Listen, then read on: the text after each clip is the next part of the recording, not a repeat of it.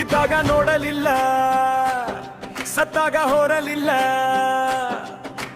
ಹೊತ್ತು ಹೆತ್ತು ಸಾಕ್ಯಾಳೋ ತಾಯಿ ನಿನ್ನ,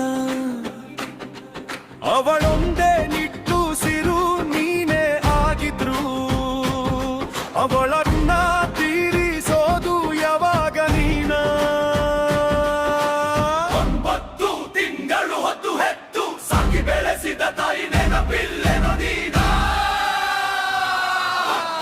3 ದಿನ ಬಂದವರ ಮಾತಿಗೆ